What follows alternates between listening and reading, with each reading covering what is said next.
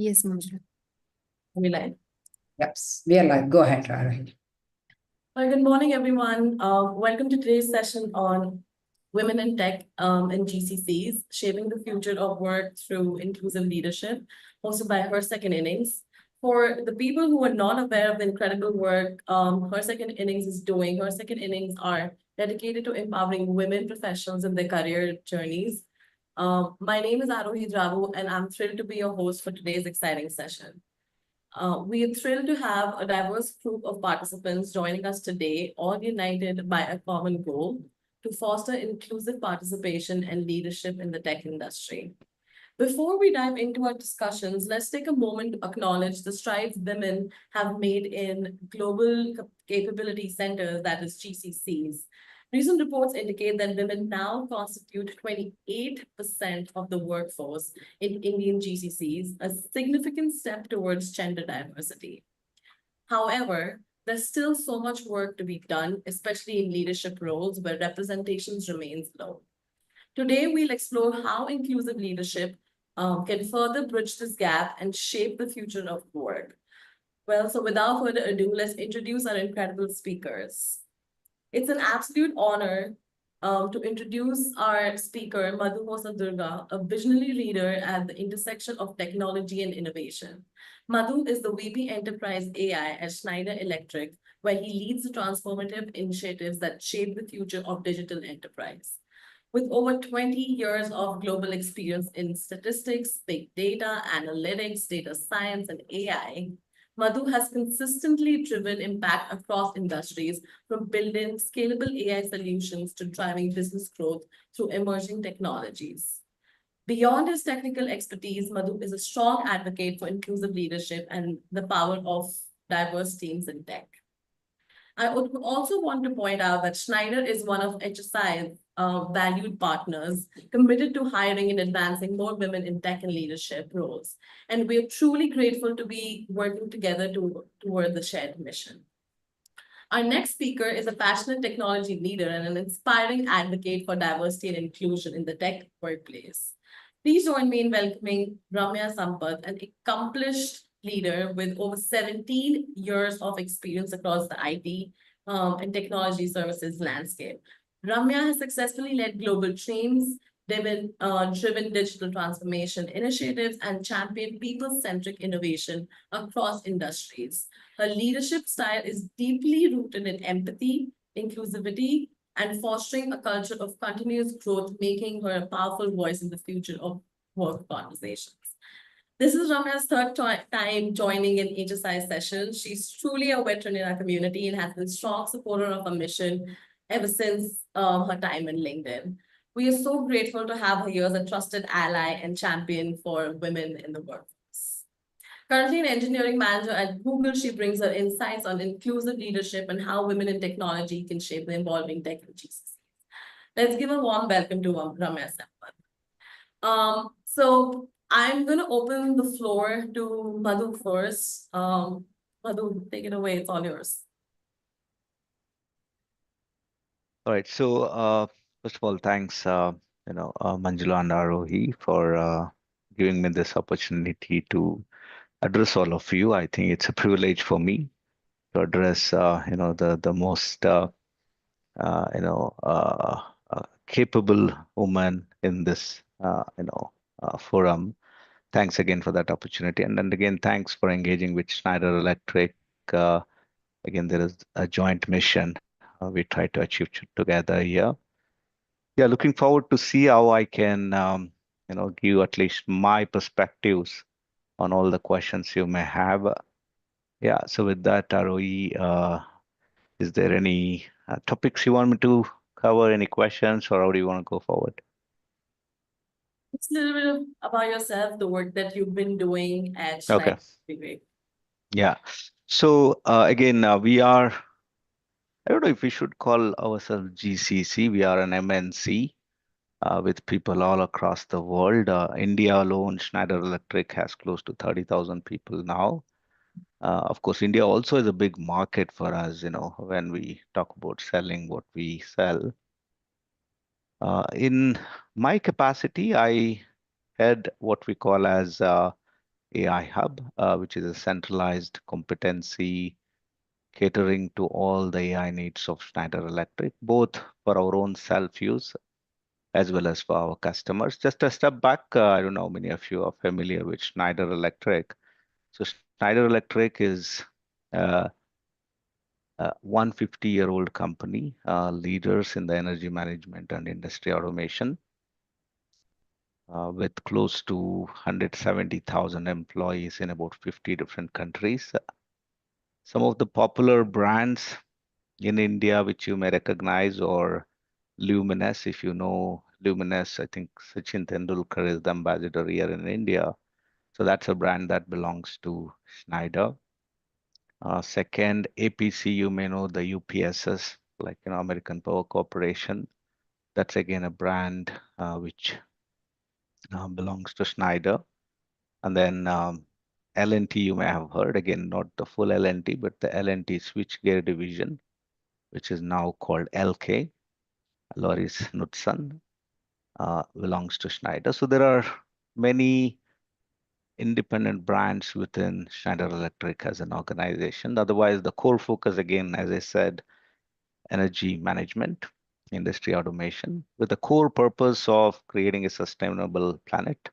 That's the purpose of the company. Coming back, my role, as I said, I had the enterprise AI. Uh, the core responsibility include how can we bring efficiency, productivity, employee engagement, and customer satisfaction, leveraging AI and other uh, digital tools in combination.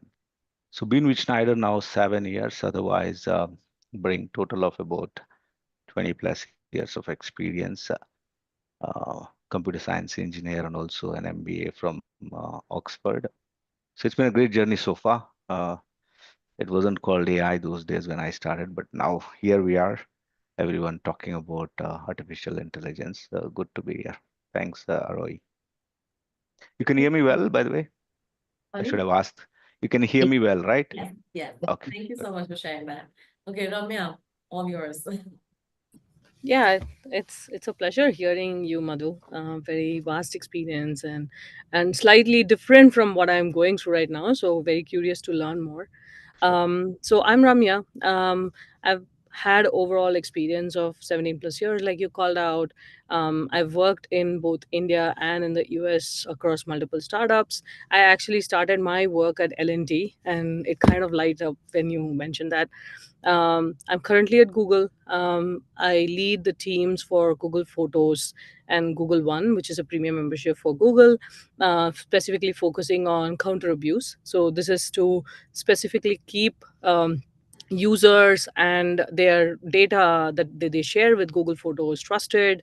We keep any data that users being shared trusted, sharing mechanisms and other areas, while we also want to have AI fulfilling all of our needs right now. With so many AI trends going today, we want to make sure that the information that is being shared is trusted. So that's one of my key responsibilities right now. I'm very happy to be starting such a new team at Google, and empowering this, starting from India, right? Like that's one important thing that I'm looking forward. I'm cherishing my experience here, being with you all. I always feel inspired with some of the questions that come by, the different challenges that I see across the industry. This is one way for me to also learn and get direct feedback. I'm pretty sure, like, at least most of you are using Google Photos. So at any point, if you feel like, okay, maybe this is something that we could do better, I'm all ears. So very happy to be, and partnering with Madhu is an added bonus here. And having been connected to her, like her second innings is awesome. Thanks for like having me today. Well, thank you both. Let's get into the session and deep dive, instead of just scratching the surface. So, we've divided the session in three sections. And the first one is around breaking into tech in GCCs or MNCs, establishing entry points for women into tech. So I'm going to be asking, directed questions to both of you, but if you feel like you want to chime in into somebody else's question, please feel free to answer. So I think my first question is for Madhu. So Madhu, for women just entering tech, What are the most promising entry-level roles in GCCs or MNCs today? And what foundational tech skills are in demand right now that women can start building towards? Sure, sure.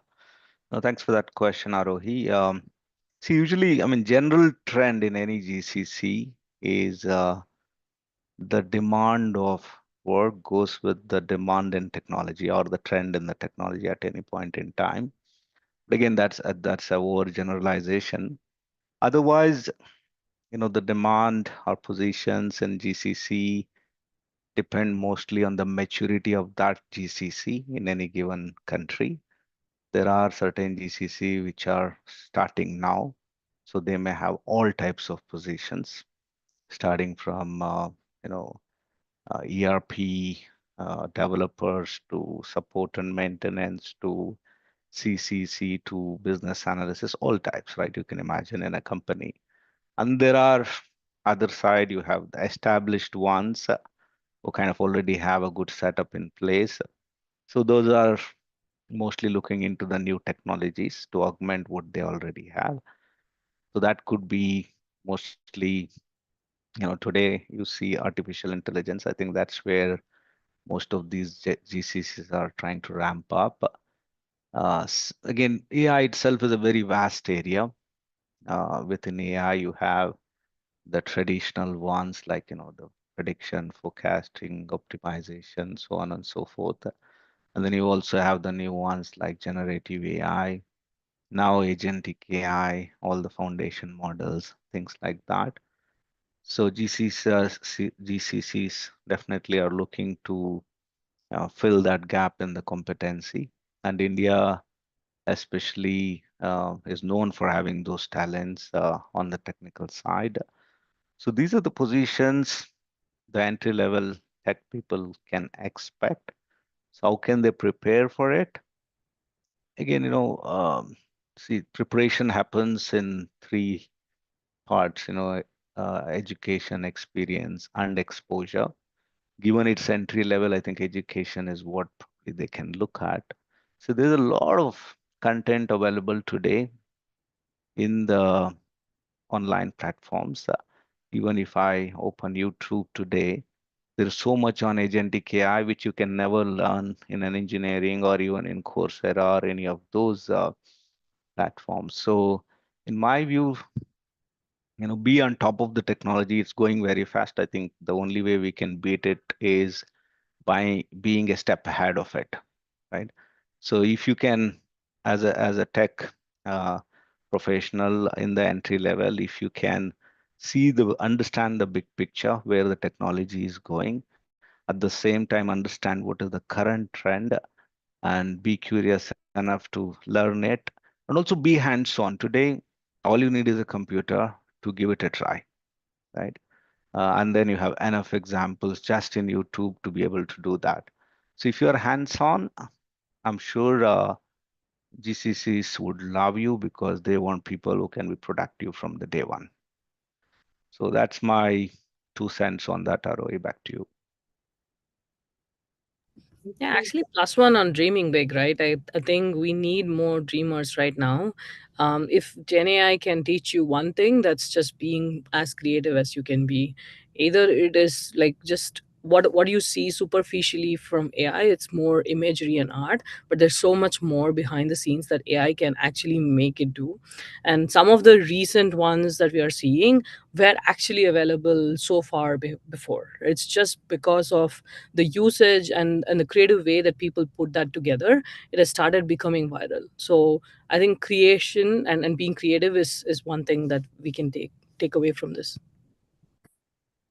Absolutely. Agree with that, Ramya. Thank you. Ramya, my question is to you next. You've led large global teams in tech and been at the forefront of the digital transformation. In your experience for women with prior experience in traditional tech stacks like Java, testing support, how can they effectively reposition themselves for Gen AI and automation-led roles? Actually, Gen AI and anything on AI in a way levels the field, because a lot of us are actually new to this, right? Like, we had specialized ML engineers and AI people doing things before. We had specific models that took multiple months and years to run something. Today, all of that has been fast tracked. A lot of open source models are available. Like, one of the reasons why, like, Google is competing Gemini and ChatGPT and Perplexity, there's so many things around there, is because a lot of open source AI models are now available. So it's going to be very quickly, easily put to use, and that's why you're able to see a lot more AI apps around as well. So this is the right time to level the field and right time to actually get on this bus, because nobody can call them an AI expert for multiple years anymore. Everybody is learning it right now. So this is the right advantage to take use of it. And to Madhu's point, like, there's so many sources that you can learn in information from, and nothing should stop you if you put your heart to it. Okay. Okay, next question is for both, and now that we've like pivoting from people who are already in the workforce, I want to take you to the women who are coming back after a break, especially with like 10 plus years of experience. What types of project-based or flexible opportunities exist in the tech area, or the GCC, especially within GCCs, and how can they successfully pivot into AI and tech-led roles? So maybe if I can answer that. See, especially people coming back with, let's say, 10 plus years of experience. See, today, in my view, they are a big asset to any GCC. I'll tell you why. So today, see, technology is changing very fast, and building products has become relatively easy compared to the past. So what GCCs really need is one, people who can lead, right? Who can manage products, who can transform business, who can also influence and manage stakeholders well across the company. So all these skills are pretty evident in 10 plus years of experience people, because these are skills which you cannot learn by education, right? So they need good experience and exposure, and that's what they have got. So in my view, I think there are plenty of roles which are very, very important in GCC, which these 10 plus years of people can fill in. Now the question of how they can kind of get into AI. See, AI again, there are two types of skills you can look at when we talk about AI. One, to be able to develop AI, right? So which the language, what models to build, what algorithms to use, blah, blah, blah, which is like a data science job where you build. Second, to be able to use it. For me, that's also a skill. It's like, see, if I want to go from point A to B, I don't need to build a car today. I just need to know how to learn to drive or how to drive, right? So here the driving is a skill, right? So you have an objective to fulfill. If you know how to drive, you get the job done. Okay. So similarly, irrespective of what they do today, they may be in business transformation, they may be in project management, product management, wherever you are, you should understand what AI can do, how it can help you do what you do more efficiently and productively, right? So that is for me is the biggest contribution the 10 plus year people can make to any organization, right? Otherwise, imagine if all the people in the company start to develop AI. Right? It's waste. In fact, companies, many of them are not even into AI business. That's not their business. They still sell what they sell, right? There's no way all the 100% of employees can become data scientists, which is a very wrong way to look at. And in my view, what companies would appreciate is to be able to use them, to be able to leverage for the benefit of company, to bring more value into what we do. So this is where I think this middle layer can really play a big role. They can understand, they see the big picture, they understand the domain, they understand the transformative nature, they can influence, they can lead, a good number of data scientists and tech experts to bring all this together. Otherwise, there is no way a data scientist with 2 years of experience can imagine, what a 10-year has been exposed to, right? So yeah, that's my 2 cents, ROE. Thank you. Very interesting perspective.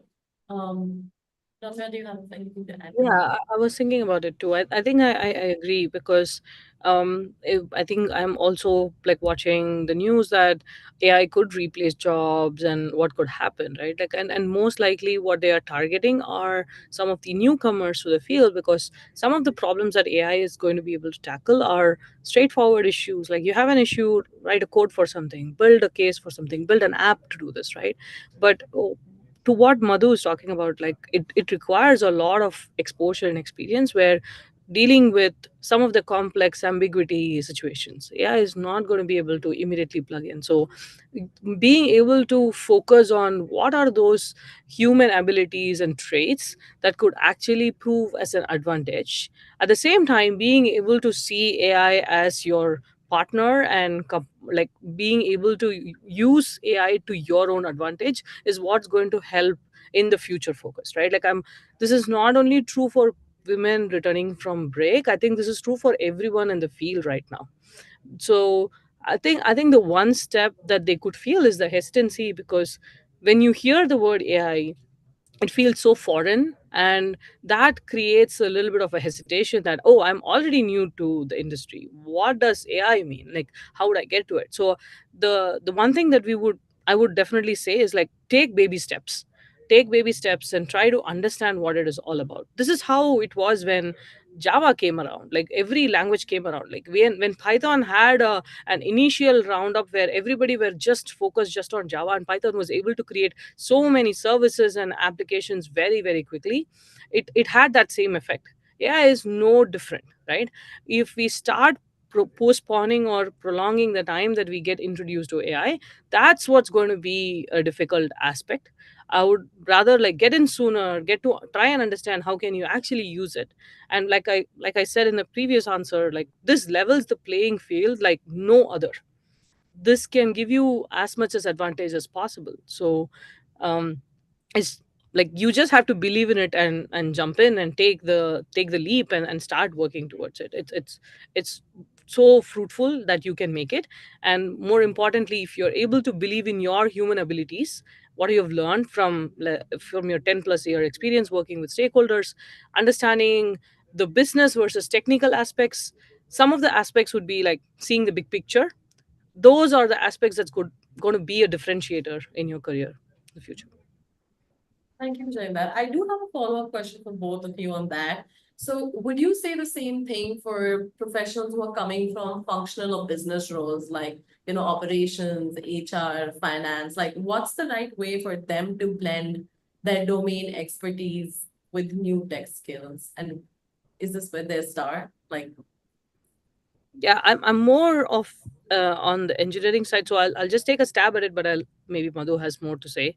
The way that I look from AI as a whole is kind of independent of which technology stack or where you come from. So I think getting into AI is going to be the same for everybody. Understanding it, the more you resist it, that's how it's going to get difficult. So if you don't resist and try to understand it, like if I have to take it to bare bones, it is still programming that it like we are training the program to keep learning based on input and output, right? So if you start seeing it from bare bone, then you will be able to understand how it is working, why it's working for you, and how can you make it work for you, and then slowly make sure that it can be possible that you can also adapt to it, right? Like in terms of like using it for your business and others, like this is where some of the aspects come in. Like how can AI help me? Let's say you're a salesperson, how can AI help me to create more leads? Like can I train it to, can I give some pattern to understand logic? So all comes back to business logic.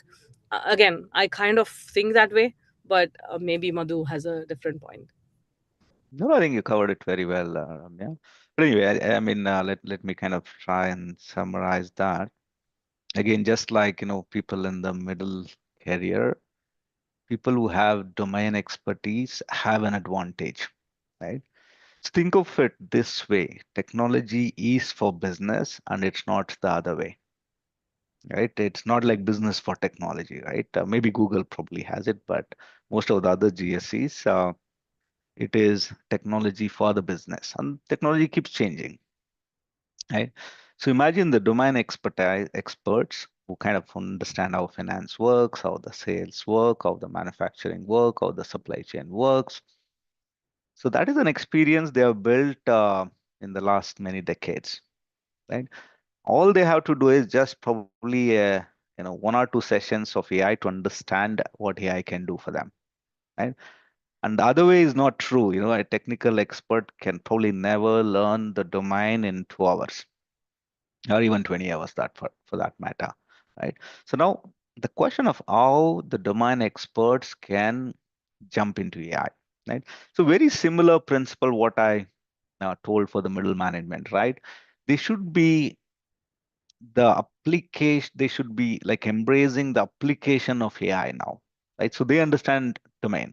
They know how to reconcile a bank account at the end of the quarter. They know how to manage or plan the demand and supply variations, right? So they know a lot of things.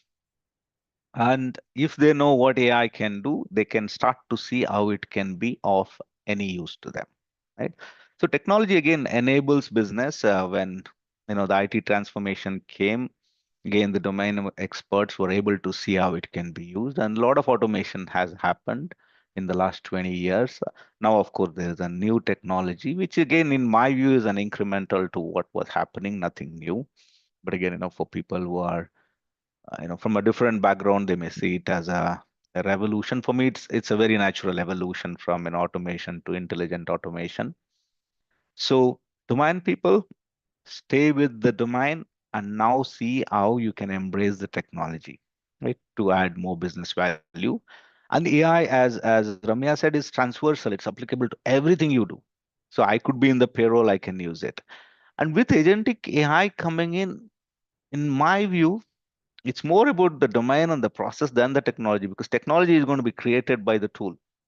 You don't need to code a lot anymore. Of course, 100% may not happen, but imagine if you are able to create a solution, even a 70, 80% of it, that's good enough for you to start using it in the business, right?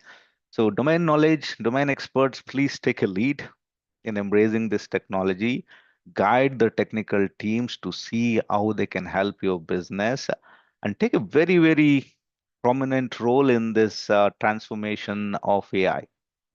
So that would be my advice to all the domain experts. But yeah, you are on top of the technology. You don't need to code. You need to use. Thank you for sharing that. And I appreciate both your comments because as someone who's not in the AI field, not in the tech field, all this also brings like uncertainty. You look at Okay, from let me correct that statement, Aroy. Everybody is in AI, whether we like it or not. So it's not a right statement when somebody says, I'm not in AI. No, you are using either maybe in your phone, your computer, your code generation. I'm sure everybody is using Chat GPT. So you're already into AI. So this is not like a specific group who can only do AI. Yeah. Sorry, back to you. Fair point. No, that's a fair point. Okay, let me put it this way. Like, I do not have enough knowledge about AI. So Nobody has except maybe, few people. Everybody is learning. But again, that's the beauty, right? It's in a yeah, very nascent stage. All we today have is mostly foundation models, which are like, a language. All we know is language today. So now how can we build movies out of it, the poems out of it, the stories out of it, whatever you want to make use of it, that is yet to come. Some of it is coming, but it's coming very fast. So that's for sure. definitely. And I was about to say that only that it's coming fast. And so that's a good way to segue into our next session, which is the part two is basically how do the individuals or professionals be future ready and what are the different in-demand skills? So we little bit like jump into different career levels and what all skills that they can pick up. So my first question would be to you, Madhu. With so much buzz around AI and automation, if you just look at the next 3 to 5 years, what are some future-proof AI, ML, or data-related skills that professionals should start building now, and just for the next few years? So, I mean, top of my list, if I have to pick, one is agentic systems. And also, see, there are two types of agents you will start to see in the next 3 years. One is what we call as agents that would augment the workflows. So you already have an ERP, you already have a process in place. Agents will start to augment it. Right? That's one type of automation. The other type of automation that is coming is agentic systems. So these are systems which are kind of completely autonomous to do a business operation. That's also coming. Now, how can people get ready for it, right? See, in my view, mm, for these two types of application, a lot of platforms, low code, no code being built as we speak, right? For example, if I take, there is Microsoft Copilot Studio that is coming in. Every company is building a platform to build these agents. SAP is coming up with something called as Joule. Then Salesforce is coming up with something called as Agent Force. ServiceNow has come up with MoveWorks. So every company will have a platform which will help people build agents, right? So now people with good amount of experience, they can start to build these agents now. Right? These are like low code, no code kind of platforms where they can, it's like if you can imagine a Lego block and you start to build the different, blocks to get the shape what you want, right? So that's where in next 2 3 years, people probably have to pay a lot of attention on the agents, on different types of agents. They may want to first understand what are these agents, what they can do, how they can help, and then understand what are these platforms, how they can help, and then also maybe understand how to build using open source like LangChain, LangGraph, and many more which are out there. So this is for me would be next 3 years at least, short term. And then of course in that, don't ignore the data management aspects because that's crucial, and also the cyber angle, right? So which is becoming with more and more automation. The biggest threat we all face is the cyber security issues and also irresponsible AI and things like that. So do not ignore that. So AI, data, cyber, I think is probably the next 3 years at least would be on the top of everything else. Yeah. Back to you, Aroy. Ramya, do you have anything to add to that? Or? Yeah, I am actually in that exact field that Madhu talking about. Like, I'm in cybersecurity, like talking about like how to make a responsible AI and make sure that there's no abuse, right? So, this is definitely an important field that we would have to continue to manage, because one thing that we are learning from AI is like anybody can control it now. So there is no one source of control, right? Like especially with open source options, we are giving like AI codes and APIs, and agentic AI is helping people to convert the outcome to what they would want to, and they might start opening that up to the world and say this is my version of what I thought about with AI. So there is a lot happening. So the trustability of how AI would work is very different now. There's no longer very few players. Everybody can be a player now. So that's the con of leveling the play field.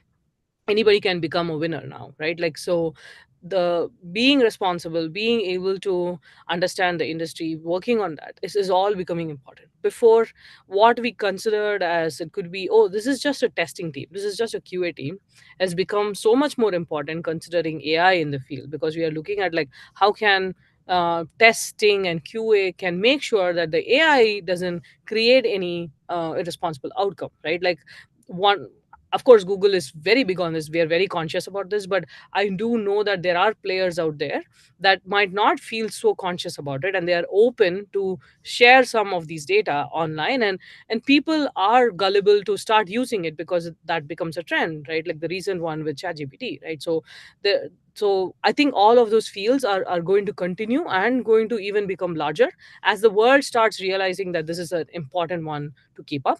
But at the same time, being able to have that opportunity to build things without having to actually write code at every line is the opportunity that we have. So yeah, taking advantage of this while being responsible is how the world is going to look like. Thank you for sharing that. My next question is actually towards you as well, and this is kind of intentional. So for mid-career women with tech experience but not AI trained, what certifications, labs, or real-world projects can help bridge that gap to emerging tech roles? And are certifications and boot camps enough to get the foot into the in the door in data, AI, automation related roles? And it's intentional because Google is a lot in certification, but it provides a lot of certification. So Sure. Yeah, I think certifications are good. All Like one thing I would definitely call out is that it shouldn't look that you are really good on paper but not really good practically, right? Like that's one thing that to keep in mind, right?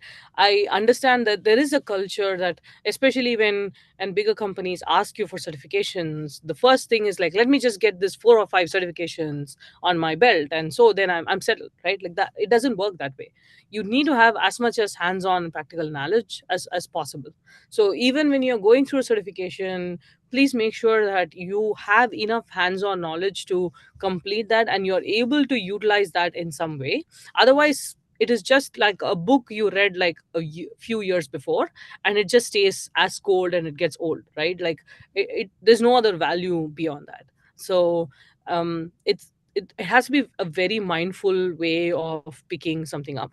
If there is a very specific use case, yes, like for example, like I think Madhu mentioned Salesforce, SAP. So there are areas where you would have to do the certification to even understand the system. Even cloud for Google, there are like specific areas. But when it comes to AI, there it is always a mix. Unless you have hands-on, certification itself doesn't say much. Like if I can add to that, I think Ramya, very valid point. See, when we talk about certification, see, the objective should be to learn, not to just have a proof that you have read, right? See, nobody cares whether you have read or not, but what people care is, have you understood? Are you able to use it, right? So from that perspective, I think hands-on is very, very important. Again, I know, uh, so I'll be cautious when I say this. So depending, see, if you want to become data science programmer, yes, you do hands-on on that. But if you are, let's say, transforming a finance domain, then you may want to showcase something which you are able to transform in the business, right? Not necessarily show a 10 line of code which says, okay, I have written this code. So certification, again, another problem with certification is today it's so easy, everybody can do it. Then there's no differentiator, right? If everybody comes to interview, let's say, again, taking it as an example, don't get offended if you have done that. But when everybody comes with a certification, it's no longer a differentiator, right? So then what differentiates is, are you able to use it, leverage it, add value to the company? Yeah, so keep that in mind. While certifications are good, but you should learn from that. so Back to you, Aroy. my follow-up question to that is a lot of when people are going to the boot camps or certifications, not a lot of them get an opportunity to actually put that into use. So are there any projects or like different ways people can do this that you could recommend people? See, again, I sometimes when people say, no, I know, but I don't have an opportunity to use it, right? For me, I fail to understand this because, see, there are a lot of small experiments you can do at your home. It could be very small. For example, I'll tell you, there was a guy who actually is in his third engineering or whatever. I told him, hey, do something on Gen AI, right? And nicely, what he did he prepared a small six standard ICSE syllabus. He loaded it into the GPT, and now parents can use it to ask. Even it can say, "Hey, prepare question paper for six standard social studies for midterm exam." So it's able to nicely do it. Again, it's a home project he did with like 2 3 months of work, or maybe I don't know, maybe 1 month of work. So for me, that's a nice way to create something. You don't need a business project to do it. You don't need a complicated 100 people team to do it. But this is the curiosity one should develop. This is the problem solving ability, being able to create you. This is kind of a startup mindset which all of us have to have now, right? Because with so much things changing, evolving day to day, we need to be like a startup. While we are a big companies, most of the GCCs, but we are within that big company, we are a startup, and that's the only way to embrace and go fast with these technologies. So don't look for someone to give you a problem. Finding problem itself is a skill today, and that's very very true with AI. Because imagine people who have been doing the business for 10 years, they don't think there is any problem in that today. They think everything is working fine, right? Maybe because that's the way they are used to. Now, who can disrupt that? The new generation, people who understand AI, they can go disrupt saying, "Hey, you've been taking 10 days to do this. With this technology, maybe you can do it in 2 days." And that disruption can only come from people who understand AI, the applications of it, right? So yeah, again, focus more on application, find those problems which AI can solve, find some mini projects at your home which you can experiment. That will really make you very very practical. Yeah, Back to you, Roy. actually, plus one on that, right? Like, there are no excuses anymore. There's no excuses that you don't have a computer. There's no excuse that you don't have internet. There's no excuse anymore for not putting the work. And there's no excuse for not having the opportunities as well. If you are actually listening to the right places, there are so many opportunities that Yeah. they can provide. I'll even share a very important success story from HSS, right? Like the last time I was part of her second innings, one of the participants who came in, who kind of reached out and said, like, this is your speech is very inspiring. Like, I've been trying out a lot of lead code, and she was actually putting enough work. She is now an engineer at Google as part of my org. So if one of you who's been in last session has been able to get to Google with that kind of effort, I think anybody can at this point. There's no way someone can come and tell me that, oh yeah, I didn't know this, right? If you don't know something, that's not a problem with the world, it's a problem with you. I think you have to make sure that you're not ignorant anymore. When we are able to find out like a lot of social media trends that are happening, I think we can do the same to find out opportunities and make it to work. Thank And you. opportunities again all around us, right? You just need to have that mindset to be curious and keep an eye on everything that's happening around you. And also sometimes you can also imagine what can solve, though it may not exist. So that's you know also another ability you can develop to imagine how to solve a problem on your own. Yeah, back to you, Roy. Yeah, thank you so much for saying that. The last question in this section is, so in GCCs, cross-functional collaboration is key. And this you highlighted in your previous answers too. What do you look for in candidates when hiring for innovation-focused teams beyond technical ability? How do communication and cross-functional skills play into it? I can take this because I've just been hiring right now, and one thing I'm very keen is to look at their failures. Right, it might sound very controversial, but that's exactly what I'm looking for, because then I know what effort did they put to like get there, what effort did they put to come out of that, how was their mindset when they tried something and did not work, how are they able to use that as a learning, and like by doing, like when they are definitely in failure, they have gone through a lot in the background. So that's one thing that I'm really looking for. This is no longer a standard question of tell me your weakness or tell me your time, right? Like, this is more of like digging really deeper into what was that, like how did you get through, right? Like that's one area I'm very keen to look out for. The second thing is there anything that, like, I always ask this: if you have a magic wand, what would you do in your team right now? So that's something that I'm looking at, because it gives them the power to change wherever they are, whatever they are doing right now. This is not about me hiring them for a role. It's about them if they have an opportunity to change something, what would they do?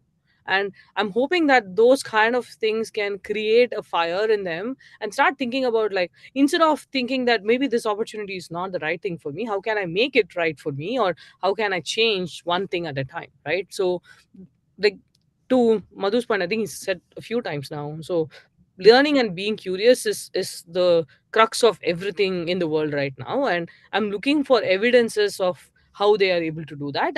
And even that meant that they failed multiple times doesn't matter. Like, what did they learn? How are they going to change that?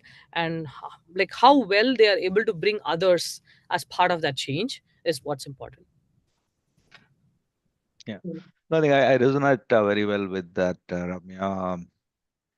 I think again, especially for women, again, I think you people are too good. You haven't failed too much, right? I think for me, that's probably a thing which you may want to push yourself to also fail. Otherwise, it becomes a bit of a comfort zone. In fact, I can vouch for it because my learning, I had a startup which I ran for 4 years before I joined Schneider. What I learned in the last 1 year of failure in my startup is probably equal to 22 years what I learned in the professional experience, right? Fail, in fact, this is a question I also usually ask in different ways to candidates to understand, how they deal with failure. Because for me, the more you fail, the more you learn and the more resilient you become. And that's what is needed because technology come and go. Projects you do today, one project tomorrow, because you're not joining GCC for one project. You are joining the company for a long career. It could mean multiple roles, multiple responsibilities, different job. It keeps changing every year. People keep changing roles. So what matters is your ability to lead. In GCC, that's very important, because if you're not able to lead, you cannot influence. Right? If you cannot influence, you cannot bring all the teams together. Right? That's very important to have a good stakeholder management. So usually what I look at candidates when we hire, of course, it changes from the roles we are hiring, of course. If I'm hiring a very, very entry level programmer, of course, I expect him to be good at least that language. But let's say if I'm hiring someone in the middle management, usually I look at ability to, manage products, have they have done any product management. I look at their ability to uh, manage stakeholders, right? That's an important skill GCCs have to develop because usually culturally there is so much diversity there. If you don't know how to manage stakeholders well, soon you will not be able to achieve what you want to achieve, right? So there's a lot of politics, the conflicts, self agendas, company agendas. These are real. I mean, whether we like it or not, when you have hundreds of thousands of people in an organization, they all compete, which is very natural. And that's how organizations are set up, right? And organizational and people behavior, one should really understand to manage stakeholder well.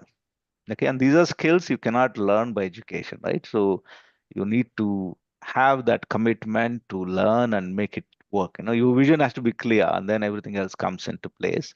So stakeholder management we look for, product management we look for, and dealing things very diplomatically we look for because most of these companies are democratic in nature. It's not like one has an authority over other. So winning in a place where you have no authority is a skill, and that is something we all should develop in GCCs. And it works well the moment you bring value. right? So I also, at the end of it, top of all of this, I look for somebody who is interested in adding value than just doing the job for, job they are given.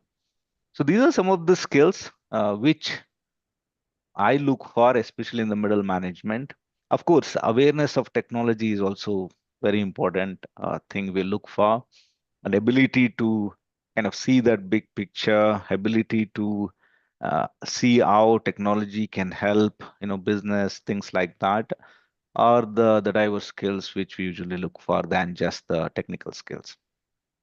Sorry, my answers are usually long. No, Hope no, I'm not eating into uh, time for other questions. no, absolutely not. And I really appreciate you saying it out loud that one has to learn from their failures. And thank you for being so candid about that.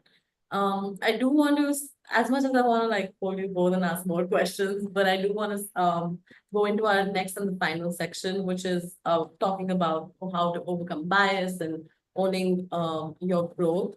So my first question, and I don't know if you can take this up, is what's the best way to start building a visible tech portfolio, especially for someone entering new domains like AR, data science, where they don't have a work experience yet? Like, how do a person build that confidence and visible tech uh, portfolio when they're getting into something new? So maybe I can take a stab at it, and then Ramya, you can add to that. Again, I think, in my view, if you are getting into new tech, think from the hiring person's perspective. Why should they hire you first? Right? So you are just an entry person, and there are probably many like you who are just trying to enter. And let's say if all of you are have similar skills, then it doesn't give any differentiator or an advantage to you, right? So one way which you can all do, which I think, I personally appreciate when people do that, when we hire people, is like, as I was telling, create small projects, right, in your own capacity. And when, let's say, if you're having a discussion with a potential company which is hiring you, tell them, hey, I did this project in my own capacity, and this is how it worked. I gave this input, it gave me this output. I used this kind of a model, this kind of an LLM. Imagine the kind of visibility you are providing to the other person and how credible it will look like. Okay. Most likely they will hire you because that's what they want. They want people who can get started and do the job and get it done. Right. Because nobody today wants to hire someone who need lot of coaching, lot of training. Of course, people do it. It's not that they don't do it. But if there is a choice between somebody who is like self-driven, knows already how to get things done, versus somebody who is dependent on others to coach and teach, obvious preference, even if you are hiring, that's what probably you would prefer, where you go for someone who is like self-driven, right? So create a portfolio. Again, if not portfolio, at least create 1, 2 examples of what you can do practically. And that could come really handy when you're facing an interview or applying for a potential position. And how small, big, don't worry. You could create a small example, big example, but the learning that you will have while you do that is amazing. That I can guarantee you. Over to you, Ramya. Yeah, maybe I'll just add one step before that is create a cohort of people who are trying to do the same, right? Like, so again, all of this is already available online. There are a lot of groups that are available, either LinkedIn or other places where they are looking for like people who are learning. So start getting into and being in touch with people who are also doing the same. It gives you more than just a moral support. It also gives you a lot of ideas and opportunities. Maybe they have learned something that you haven't, and through co-pairing and co-programming you can learn so much more. And it's also like for people who are not exactly thinking of just writing code, even for data scientists and others, start exploring like all the data that we already have available publicly, right? Like, so think of yourself already working. What would you do? Start looking at some of the job profiles. Start looking at line by line, like again, ChatGPT is out there. I don't have to spell this out, but there are so many ways you can combine all of the hiring requirements and put that together and start making a list of these are the 4 or 5 things that they're expecting in the job description. Start making it into a list. Start attacking that one by one, taking it slow. Then, like Madhu said, like have certain evidences to showcase. It could be projects, it could be apps, it could be anything. Talk about impact of what it can create, right? Like that is also something very important, right? Like, do because I found this problem, I did that. I what At least what I'm looking for is like, why did you really pick this problem? There are so many problems out there. Why this kind of touched your eye? So I'm trying to understand what kind of impact that you're trying to create. So try to be as quantifiable as possible. That way we really understand that you're really into like understanding the full reason why, right? Like as you grow in your career, why are people talking to you about metrics and success and all of that? All comes back to the same thing. It answers the question, so what?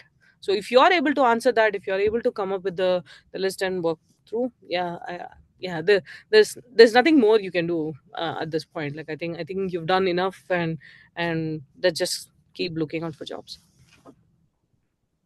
Thank And you. again, even outside of job, right? Even if you're already in GCC and if you're looking at opportunities, this works very nicely. In fact, I'll tell you, in my own experience, most of the jobs I have changed in different companies, within the company when I was there, usually I go to somebody saying, "Hey, this is what I see your organization can do or your department can do, and this is how you can do.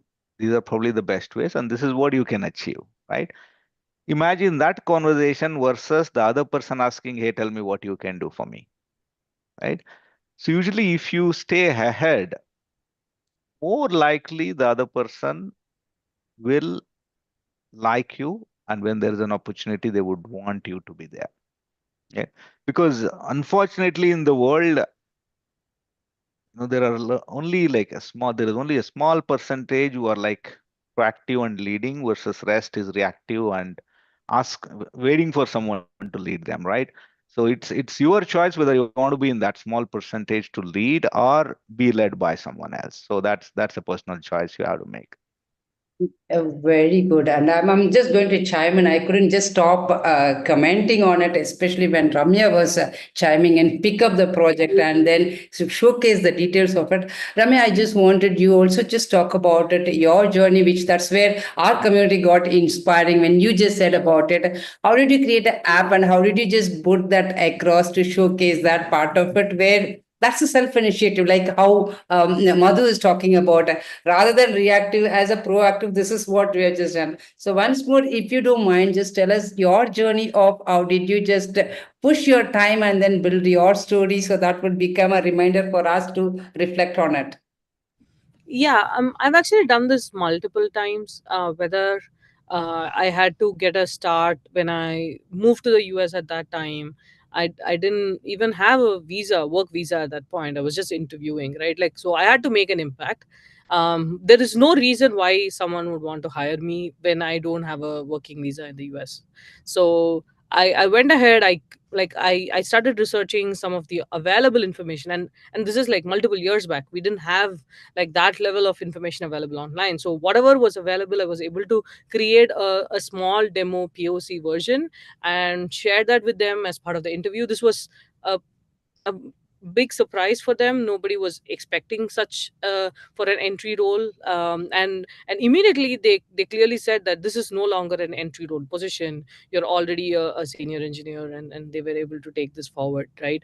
So I think Madhu said it really right. Like I think you can find a lot of intelligent people in the world. I think India has a lot of talent that is bound, but finding proactive people and passionate and driven people is very very hard. So yeah, that's where you can be a differentiator, and with that comes everything comes along, right? Like if you show the right passion, then talent also comes along with you. Absolutely, Also, absolutely. I think just to add to that, right? Sometimes this kind of proactiveness may lead to failure and disappointment, which is again another learning. In fact, I'll tell you, in one of my um, previous companies, I don't want to name the company, but then I was kind of somewhere in the middle management, and I could see there was something not very efficient. And I just wrote to the CEO in a nice email with some sarcasm in it, showing, hey, this is how your company is. I wrote it, right? So what could have happened? One, he may have ignored. Second, he may have blasted me saying, hey, why are you saying such things? But he was a nice guy. He took it very positively. And that led to a big transformation journey in the company, right? So from my perspective, there was nothing for me to lose. I was bold enough to just write, say, a spade as a spade. But there's nothing to lose actually. What worst could have happened, right? Nothing. You might have just ignored the email. So take those bold moves. It's okay to fail. I don't think life would change drastically even if you fail. But unless you make those bold moves, a real transformation in your career may not happen. Of course, you may grow organically, incrementally. That would anyway, everybody would do. But if you want a leap, take bold moves and bets. That will help you. That's profounding way of saying that and giving your own example, saying that I wrote to a CEO, not only that information, just take it and what's in it for me to lose. That's another way, but that's the mindset. If all of us carry that kind of a mindset and everybody start building our capability, it transforms not only the individual, organization level as well. That's the beauty of it, what we are doing Yeah, it. but only the downside of to be so bold, Manjula, is that you need to have that clarity. Otherwise, you're actually putting someone in a negative way or you're blaming someone. So always, boldness, if you want to be bold, have that clarity. Do enough research. Make sure you understand before you put it across so that you don't make someone look bad. That clarity and the confidence need to be there to be bold. I agree. Absolutely, that's right, and that's also important insights because many of us, especially the people right now in the not so senior, mid to senior is where is struggling now for because of the technology advancement where they are grappling and then figuring it out. But keeping this mindset will push them to learn better and get that clarity because as we rightly talking about they're all asset, as you rightly opened up. 10 plus years of experience is an asset because they would have just got their domain experience and the knowledge. But if there is a right mindset and the tools or the process to hold them, that would be the greater aspect. But now I'm going to still pull you and I'll come back to Ramya as well. Give me some of the use case or the success story, how organization is building because that layer is really becoming I don't want to say weaker, but they are not so great. So unless there is a great L&D initiative or any other project transformation, what is it both of you are doing in that space or thinking in that space as ideas? So maybe I can start and then Ramya can add. So in my view, again, our team, we are a centralized competency for the entire company. Our diversity hiring or even, female ratio is almost like 50%. So in fact, mm, we don't even see that as a problem. I think we have a very healthy ratio, and that has happened very organically. It's while we of course try and make sure we have a good diversity, but in this case, it has happened very organically. And since this technology is new, everybody has equal advantage. Unlike old ones where maybe some gender has an advantage over others, but this one is a level ground for everyone, right? And in fact, I see don't no difference, especially when it comes to new technology. Right? They are equally curious. Again, there are of course skills which are applicable to both genders. It's very gender neutral. I think we see this as a very success. Again, for us, diversity is very important, mainly because different perspectives do matter and different ways of thinking do matter. Different backgrounds do matter as well. Uh, for us, AI Hub itself is a great success where it's very equally spread, and we have seen a very good success in the last 3 years. Awesome. And it was surprised even when we had an initial conversation. You said, "Why are you talking about it? It is no longer is. I don't." Yeah. That's how we For have. me, I mean, in fact, even without any effort, we're able to do 50-50. Even the profiles I get, without any effort, I get a very good mix.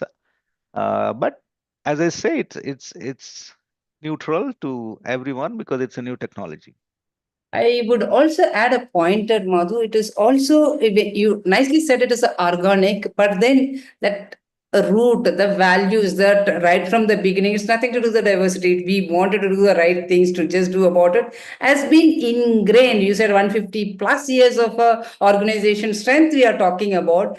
And people now we are still having that challenge. It means it shows that the culture and the values has been ingrained to bring that. That's what I can just interpret from that message what we are just getting. But over to you, Ramya. No, agree with you. Yeah, again, the ecosystem matters a lot for sure. Right. The culture of the organization matters a lot. Agree. Again, in Schneider, nobody leaves. I've not seen people leaving like less than 15, 20 years. So it's that kind of gives me enough proof that it's a very conducive environment. Maybe that's one of the reason why we are having a very healthy mix, despite of no dedicated, while there are dedicated efforts, but not a very like forced effort, if you like, right? It has worked out well for us. Yeah, back to you. Yeah. Thank you. Yeah, Ramya. I'm gonna say plus one to that as well. Like I think we are far away from like just talking about like type of diversity, right? We're more importantly the aspect that we are looking for is diverse perspectives. So which is very important as we are going through I want that I do encourage the teams to start providing that, like being able to speak up and call out the diverse perspectives is currently what we are looking for. Kind of goes back to the proactive thinking and everything, right? Like it's easier to say, oh yeah, this is what we are planning to do for this year, and everybody is just saying yes. It makes the life of leadership much simpler as long as the top down goes through. But the differentiator only happens when someone questions, why are we doing this right now? What is the impact for this? What is it going to change, and how can we actually do this in a different manner, right? So that's what we are looking for. So whether it is coming through a diversified gender or a different location, or someone from a low income background, doesn't matter, right? Like we want people to be able to think about that and then coming through, and that's what we are currently focusing on right now. It's more of like how can we bring everybody together and create a very cultured environment, and an open environment where everybody feels comfortable enough to feel included and being able to speak up. Great. Good. Over to you, Arohi. I couldn't just wait for my turn just to just chime in. Go ahead, Arohi. No worries. I think before we take the question answers from the audience, I have just one more question for you now that we're talking about diverse perspectives. What's your advice on mentorship, and how can women intentionally seek out support systems that help them stay in a competitive tech? Yeah, so I can share my experiences. I have actually learned from mentors that it's again a proactive way of how we utilize the mentors. It's not going to be like, oh yeah, I just went to this mentor, and then they just gave me a full gyan and I'm now glorified. Not true at all, right? So it's how you are able to dig deeper into some of the areas that they worked in, bring your challenges, start showing suggestions. You kind of use your mentor as a sounding board versus like being able to just ingest information, right? So it's how you put them to use comes to matter. And when we say mentorship, it's also not just one single person kind of changes your life. Of course you might have some mentors who go along with you for multiple years, right? Like especially if it's on a personal way or a career based.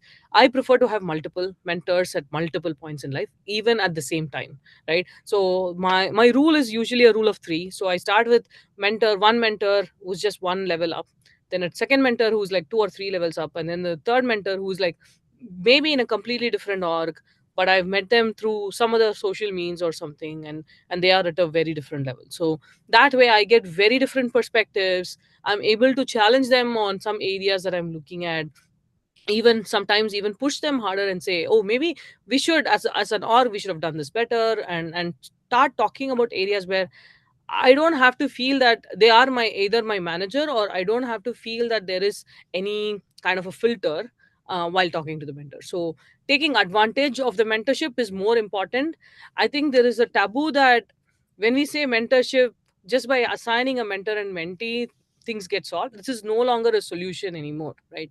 You can't just attach a mentor mentee and then you assume that things are done, right? Like, it's how you put your mentor to work is the way to go.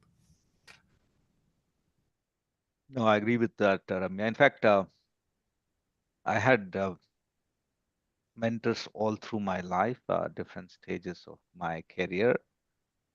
But what my take on mentorship is, see, it cannot be organized in the sense somebody cannot tell you, hey, here is the mentee, here is the mentor, and you both work together, right?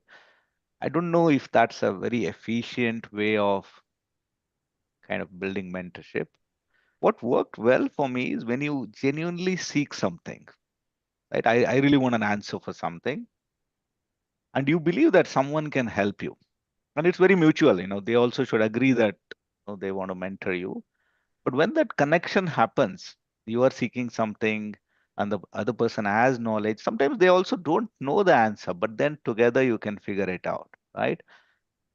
For me, those relationships are fantastic and very beautiful, and they really help you not only technically. Technically is only one aspect which anyway keeps changing, but beyond technology. In fact, I have my current mentor. Most of the topics we discuss is around human behavior, the organizational behavior, why certain people do certain way, their personal agendas, the company agenda.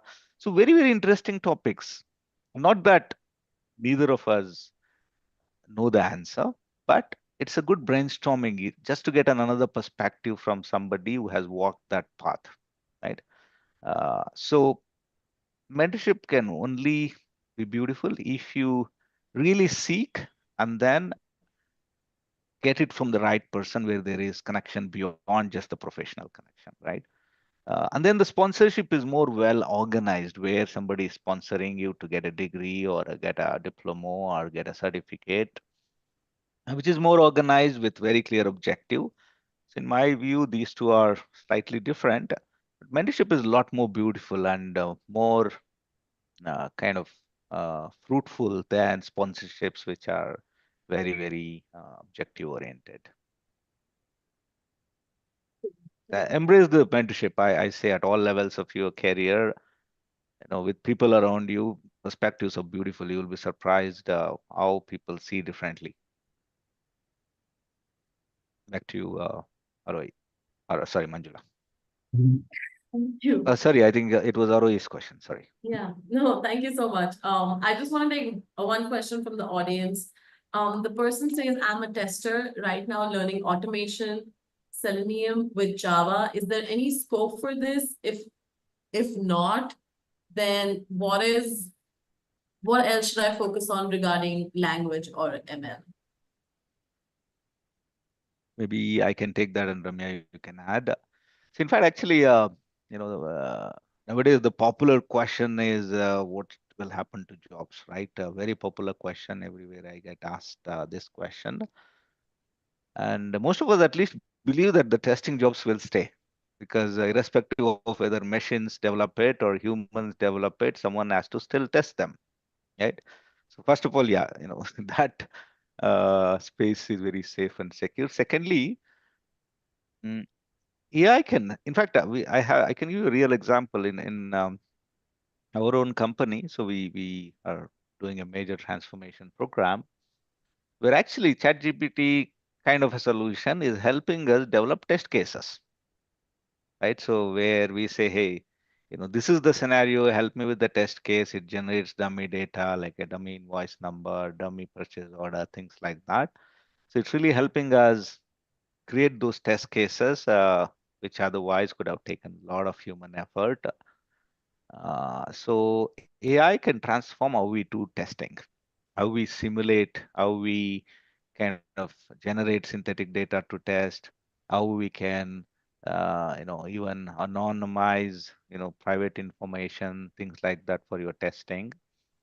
I definitely see a lot of AI application in the quality and validation area. But you are the domain expert. You need to start to see how AI can help than someone telling you, hey, here is where AI can help, right?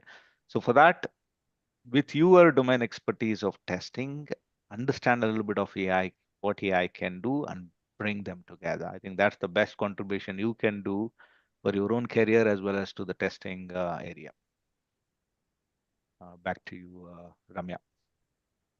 Yeah, I think so too. I think any specific domain level or technology level research is something that the individual should be empowered to do. Being able to research this not just for themselves and also for the community itself, right? Like there are so many testing communities out there. Working with them to understand how we can actually leverage AI to make this even more like optimistic is what would be the right answer here. It could be based on Java, it could be based on something else in the future, some other language could replace it entirely. Doesn't matter, right? How we are able to leverage this to make yourself more productive is the way to go. Just to add one more point along with that, just since it's coming from the testing part of it, for that particular person who's raising the question, we had also started giving 4 to 6 weeks of a training on the automation of the UiPath is our partner. In fact, there is a UiPath RPA developer programs are is going on, right? And there is a exclusive session and we are just doing this week or next week. I don't know the date part of it. Just watch out there, and we are just assembling all the experts together to ask about it. What else the support we can create it. It is a forum of a global forum we are bringing. So stay connected like this kind of a forum, or even like Ramya was just talking about. Find out that testing forums where you can just go and raise these questions and learn more about it, because Madhu has rightly gave the answer. They have a chat a GPT kind of a tool which creates the automated testing and which gives you the more input. It shows that unless we go to that level of the competency part of it, having that what we learned is difficult. And we also opened up the session very beautifully. Technology pace is advancing much faster than early years.